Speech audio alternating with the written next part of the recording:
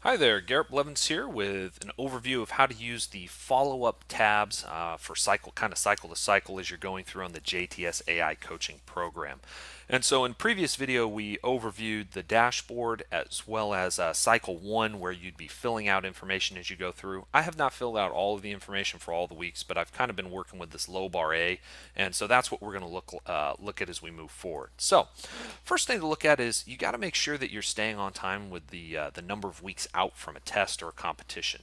And so you don't want to miss weeks, and if you do, we're going to have a video that talks about how to adjust if you miss a day or if you miss a week. But basically, you want to stay on track. Likewise, after you turn in cycle 1, the system will create the next block and send over cycle 2. You can ignore these other tabs here for now. This is the full training cycle I've created for Marissa. But you would likely see after you submit your first 4 weeks, you're only going to see both of these tabs available. But that will continue on for as long as the training cycle is. As you can see here, Marissa's training cycle is fairly long, starting, 25 weeks out. So as we move into cycle 2, one of the things I'm going to do is I'm just going to delete this and that. There we go. So as you can see here, the next week doesn't know what to do until it receives the information from the previous block. And so if you end up with cycle 2 and you're looking here and you're 10 weeks out or something like, or you're 21 weeks out and you're starting this date and there's just not information in there, one of the things to go back and make sure that's in there is that you've actually filled out all the information for the previous week. And so let me put these back in here. You're going to see that once there is information there, the system's going to know what to do with it. You'll also note that the weights are substantially different. You're like, why did it go from 250 and 225 and this bench at 215 to 105 pounds? Well, the reason is in our testing, we decided to say, hey, what if somebody switches over and is using kilograms now? And so if you switch the unit of measurement that you use, your program will follow that as well. So just know that that's something that happens in the end of block check-in, which you would get after your payment pings the second time or the third time or the fourth time and so on. You'll be sent a questionnaire, and in that you can make some adjustments as to what you're using for the program.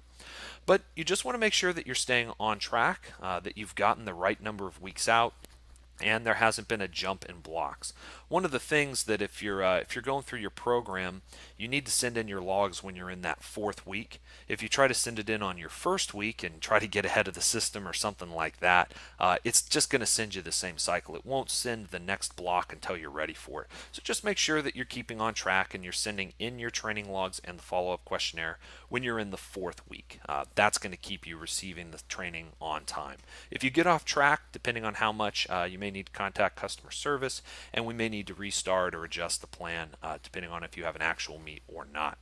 But basically, everything that I talked about in the initial cycle video is how you're filling out information is going to be true here as well. One thing to note is just this is an example of 5 sets of 6 at a single percentage. I didn't have to write in 105 here. It was populated for us based on the target intensity. So on days where you're going to have training like this where there's just a single percentage, that's just sets across. Do it all at that weight if you can.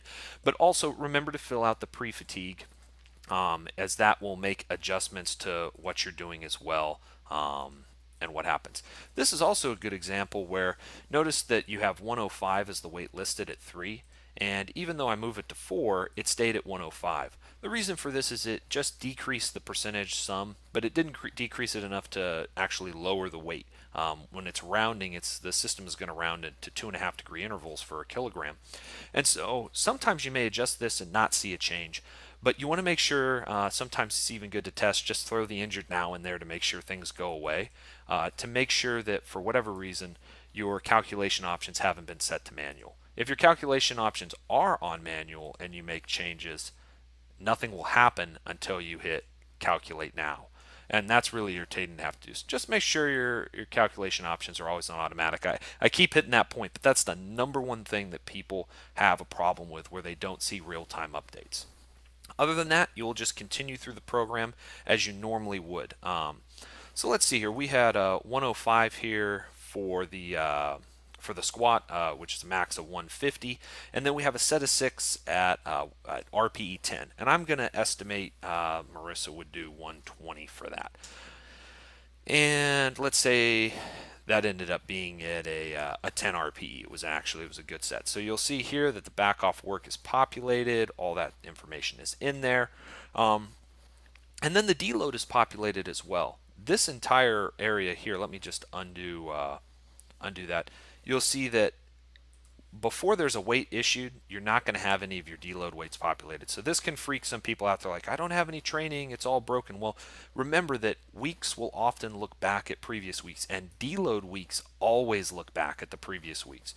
In some programs, the linear program, for example, you may not have a lot of weeks that necessarily need to look back or look back too far, but just depending on the setup, alternating, undulating, and even linear at times will have weeks that look back. So again, some of your logs may be blank until the system actually knows what you did, and just like a coach who's waiting to see what you're able to do and how it felt. The system is going to be waiting for your input before it makes the next program.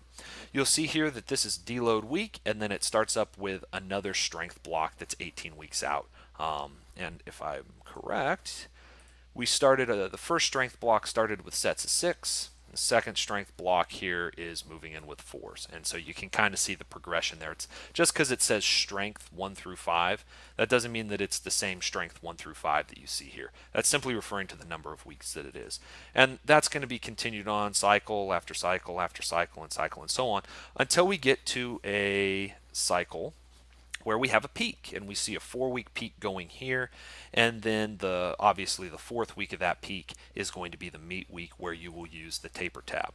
And the next video is going to be covering how to understand and use the taper tab and what is going on in the meat week. So I'll catch you there, and we'll continue on.